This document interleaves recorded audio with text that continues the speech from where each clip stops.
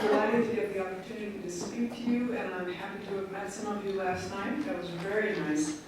Our company, as he said, is focused on creating 3D animation content, primarily for the scientific, technical, and education communities. And I want first to preface this with just a montage of some of the things that we've done to give you an idea of what we do.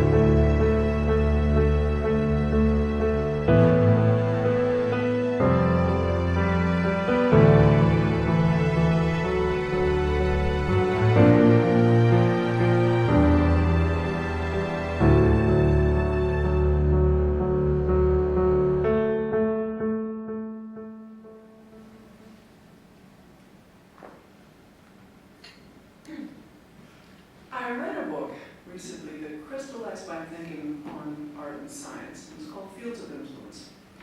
And it talks about, in the 1800s, in Somerset House in London, that the Royal Society and the Royal Academy occupied the same quarters. And naturalists, as scientists were called then, and artists, mingled freely in the halls, they exchanged information, they collaborated, and they were on equal footing. And then in 1857, the Royal Academy moved out to larger quarters. And you can pinpoint the bifurcation of art and science from that date. Neither has ever fully recovered. And you see this evidenced in all the anti-science rhetoric that you see in the news. Scientists look at artists as slightly twinky and flighty, and artists look at scientists as cold and logical. But in fact, they really need one another, because the world is a complex place. And in order to fully understand it, you have to use every capacity that you have. I grew up in Oak Ridge, Tennessee, which was part of the Manhattan Project during World War II. And I thought that everybody in the world was a scientist or an engineer, had been or would be, including me. I also thought that science meant sitting at a bench studying one protein for 40 years. And that didn't really appeal to me, so instead I opted for a career in the performing arts. And when I left Oak Ridge at the age of 16 on a scholarship, and I went out to the wider world, I realized that not only did people not want to hear about science, but they were openly hostile to it. And I was absolutely mystified by that. I didn't understand why people didn't find all of this as fascinating as I did. So from there, I went on to be a professional ballet dancer for 13 years. I was a rock and roll musician for 14 years, and I finally came back to the fold by working in my dad's biotech company, building biotech instrumentation. That's my dad. And I learned that much of what I had learned in art could be applied to the scientific world. So I've come full circle now, because I get to work with scientists in the capacity that I do now, which is 3D animation, but on my own terms. And I'm still fascinated by this intersection of art and science. I think about it all the time, and how people can better combine them to understand the world.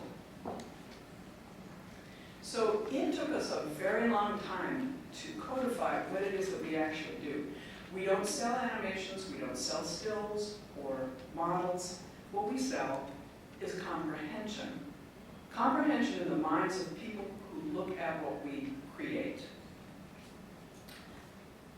Also, we get to work with people who have a passion for understanding the world around them. And they have the stamina and the fortitude to continue going despite years of setbacks. And I'm very impressed impressed by that, people who have that degree of focus. It also, the animations that we do allow people to sometimes look at a problem through a different lens. It gives them a slightly different way to look at the problem and maybe come up with a solution. So in any field, if you don't have competitors, chances are there is no market there, and this is no exception. When we first started this nearly 20 years ago, there was nobody doing this except in institutions and universities. And it took us a long time to convince anybody that this was a worthwhile thing. In fact, it took us about 5 years to land our first biotech project. But that had unexpected results because that company then did an IPO that they used our animation in, and it landed them $100 million. So the light bulbs went off because people realized this is a wonderful way to encapsulate complex subjects. So now the field has grown. We have many, many competitors, and they're all quite good. But I'm not worried because we are never going to run out of things to animate. The world continues to grow in complexity. New things are learned. We're not going to run out of content. And there's a phrase in the television industry, the film industry, it says, content is the bottleneck. I've been hearing that for 20 years, and it's even truer now than it was, because the demand for content is just growing exponentially. Also, when we started, we were very lucky when we started because the cost of software and hardware had just come down from nearly $90,000 for one cut of 3D software and one SGI box to run it on, to about $3,000 for the software and $2,000 for the box. So that enabled companies like ours to actually come into being. Vision is the primary way that people learn, in my humble opinion. A third of your entire brain is given over to visual synthesis. And humans have been trying to figure out how to visualize stuff for tens of thousands of years. And 3D is just another in the line of tool sets that people have been creating to help them understand the world. When we first began, we were doing IPOs and roadshows, building content for IPOs and roadshows. And then those same companies began to realize they could use those animations to talk in lab-to-lab communication. And then they realized they could use them for patients in clinical trials. And then healthcare companies began to realize they could use this to teach things to people for wellness. Science publications began to realize that this was a wonderful addendum to papers and articles. Museums and schools started to realize that this was a fantastic way to bring particularly young people into understanding these complex subjects in an engaging manner. And the other thing that we've seen that is most exciting to me is we've shown these to first graders. A friend of mine who works in the biotech industry had to do a day where he went in and told his kids' class what they do. And he asked if he could use one of our animations, and I said, sure. So he took it in. This was an animation on proteomics, which was not a Saturday morning cartoon. And he played it for them, and they all, 30 little kids, sat on the floor, not a peep out of them, and they had to watch it 7 times. You know, little kids like to, again. Well, not only were they turning around afterwards telling each other what they saw, but the next year, that same cohort had moved up to the first grade, and they demanded to see it again. And I thought, that's a year later. They haven't been on the planet that long. How can they remember this? But it instilled this fascination for function in them. So I would say to you, what I'm talking about isn't an adapt or die scenario. I'm a huge fan of the printed word, and I don't ever think it should go away because you need it to be able to synthesize this information. What I'm suggesting is that this could be a huge boon for publishers because it provides an advantage to draw authors in and to draw your readership. It may increase your impact factor, which is something that I know that you will hold very dear. Science can be better understood by a broader audience that now has access to almost everything. And by understanding data better, data is something that I think is just a black hole for the public at large. They don't really grasp the concept of data.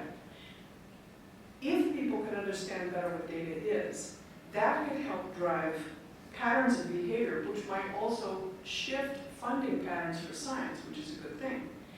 And it would also form a bridge between academia and the lay public, which is something that is sorely needed, because I see these things sort of moving apart. In one way, they're moving together because there's more information out there, but in another way, they're moving apart, and that needs to change. So why would you care? Well, I know publishers, you need to increase revenue, and to do that, you need to be more visible. You need to attract the best authors that will raise the publication standing. So we've come up with a model over the last 7 years that we did with Nature, so we've done quite a few animations with them, that I call the triumvirate funding scheme. It's that the publisher comes up with a concept, a topic that they want to animate, and they develop it in collaboration with us or a publishing company, a production company, to define what the topic is. The publisher owns all copyright and has all editorial control over it. We find a third-party sponsor willing to underwrite the production of a piece, and in exchange for that, they get soft marketing in the form of logos, front and back on an animation. They get the use of the animation, but they have absolutely no editorial control, and they know that from the get-go. And then the production company builds the piece and gets the visibility from having done so. When we first started working with Nature in 2003, we did the very first animation that we had done for them on RNAi.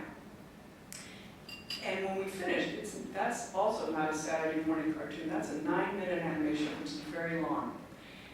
And we thought it might live on Nature's site for a month, if we were lucky.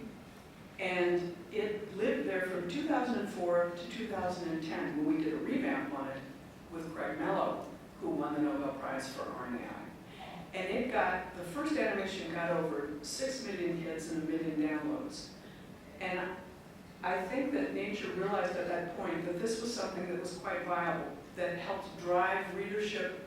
It helped spark interest in RNAi because it's been accessed many, many times and continues to be accessed. So think about how much the world has shifted just in the last 5 years with technology. Public engagement is now on everybody's minds. It's something that's talked about constantly. And Hollywood has upped the bar so dramatically that they have created a population that is incredibly sophisticated in its consumption of visuals. And I would wager that the same thing is true, or is going to be true, of the science and tech world, is that people want to see high-value visuals. I think it bears saying again that humans learn best by looking. And actions speak louder than words. Theater, analogies, metaphor have been used successfully for thousands of years by people to understand complex phenomena, while at the same time entertaining them, as I hope that I'm doing for you. So I just want to talk a little bit about the human visual system. I'm going to gloss over this because I find this totally fascinating and it's relevant to what we do. You think when you see the world that you're seeing it all in one get-go, but in fact, the center of your vision, which is called the fovea, is collecting an image, a patch about twice the size of the full moon that's sent to the visual cortex. And your eye darts around and collects these patches and sends them where they get assembled in a tapestry of patches, which is great. But those patches are constantly degrading, so they're falling off, and you have to keep adding to them. But your brain remembers them and creates for you what is a complete picture. You don't see things in spots, you see the whole thing. And that's called persistence of vision. We do roughly the same thing, a little bit different. Animation is usually created from 30 frames per second, and these are stitched together sequentially so that they form what looks like some seamless motion. Film is shot at 24 frames a second, video is rendered at 30 frames a second, And the brain needs at least 24 frames a second in order for you to think that it's a seamless motion. And I think the main reason why moving pictures are so incredibly important is because, to me, biology is all about motion and time. If you don't have motion and you don't have the passage of time, you don't have life. And so what better way to show biology than to use moving pictures? As a comparison, this is an abstract from an RNAi paper, which is a wonderful thing. It's absolutely useful and it advances the field. But as an addendum, it's nice to have something to refer to that gives you a mental image picture, a space in which to put all that information that is much more memorable and that you can call up and refer to more easily. Because if you think about it, and I love text, text is actually a secondary process because you have to read the text and then you have to create a mental image picture in your mind to accompany it. So I'd like to go through, just really briefly, what our production process is, because I think that there are a lot of similarities between what you do and what we do. We have 3 stages: pre-production, production, and post-production.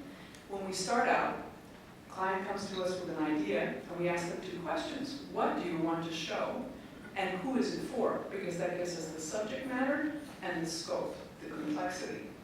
Once we know that, then we go out and find papers, we find subject matter experts, and we teach ourselves that tiny slice of biology or technology so that we have an idea of why this is important and what the ramifications are.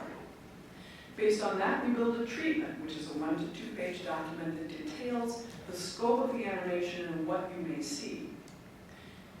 When they've signed off on that, we wrap a budget around it. And if the budget's too high, we go back and look at the scope of the treatment and align it for their expectations. After that, we decide it's time for the script. So we start writing the script, you start writing the script, or we do it together. Whether or not you're going to use voiceover in an animation, you still have to have a script because you need to know what the information is that needs to be shown. I also want to mention, this is a script that I would call a see it, say it script, meaning that whatever you're talking about, you have to see on the screen at that time. It's not an editorial script where you can talk at length about something and then just show it at the end. And that's something that we work with people a lot because writing a see it, say it script is different. Following that, we take that script and build storyboards, which are simply markers along the timeline of the animation to give you an idea of what you're going to have to animate. And we do scratch voiceover, and that's going to give us the actual timings for each shot. This is our 3D software package, which is Autodesk Max. In this scene, which is nearly complete, this was for nature immunology, the rheumatoid joint. We create these models polygonally, so we literally build them in a 3D space, we arrange them where they need to be, and then we start to animate them. And just suffice it to say that there are many different ways to build models, and there's many different ways to animate them. We just need to know downstream what they do in order to know how to build them. From there, we take them and texture them and light them so that they have mass. And those 2 things actually happen concurrently because they affect one another. Then we take the rendered frames into a compositing software where we marry them up with voiceover, music bed, on-screen text callouts, and special effects. We put all that together for each shot, so we render out a complete shot. And then we take each shot into another compositing software called Premiere and gang them together to make a seamless animation that we output to the client. This is a timeline. It's actually a very short one because most of ours are from 3 to 6 months. They've gone as long as 1.5 years, but that's a little bit long. 3 to 6 months is a good production period. And you can see that some of these things happen concurrently because I've shown you what is a linear progression, but in fact, different groups are doing different things at the same time. So I'm going to ask you to do something that probably nobody ever asks you to do. Can you take out your phones or iPads and load that up in your phone? And I hope this works.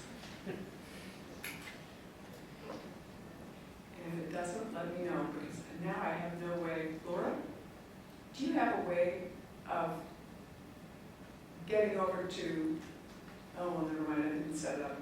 You're going to have to see if this works. So let me know when you see something. And then when you get to YouTube, click on the animation and turn your phone sideways. Or your iPad.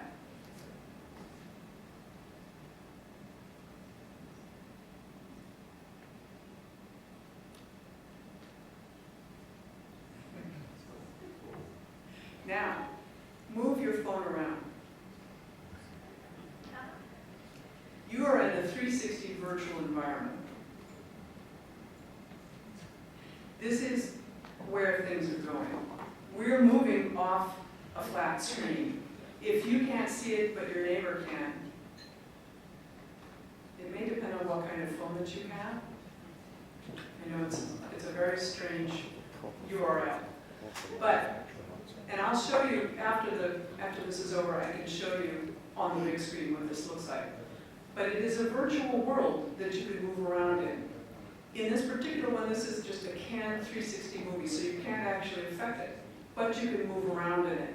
And this is where things are going. We are moving off the flat screen, and we are moving into virtual environments. And that's something that I want to talk to you about. So I don't know if all of you were able to see that. If not, I apologize, but I'll show you afterwards. I think that the reach is very broad for VR. I think that within education, training, for therapy, and entertainment, and who knows what else, people are going to be using this.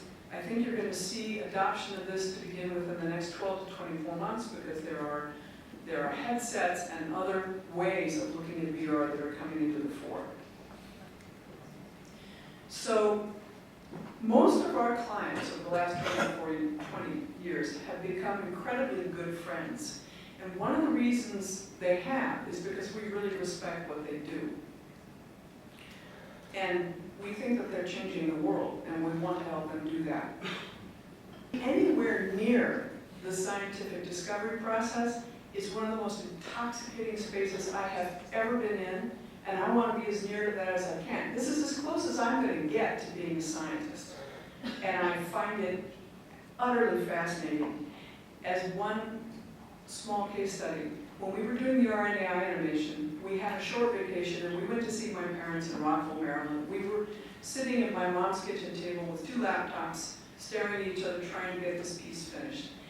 And we got to one point where all of a sudden we realized that we didn't know whether it was the sense or the antisense side that was cleaved by a dicer. And we needed to know because it had to be one or the other and we had to show it. So we got on a conference call with 2 gentlemen from 2 august institutions who proceeded to yell at each other for 15 minutes over who was right. And I felt the hair on the back of my neck stand up because I realized that for the first time in my life, we were in the middle of a question that had not been posed before, and that the act of us asking posed the question that then led to this huge discussion.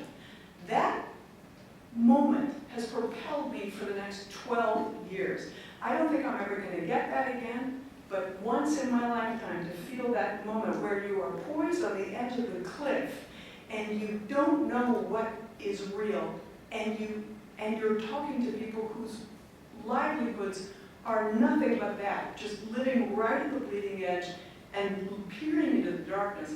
I was absolutely transfixed, and so I'll do this for as long as I can.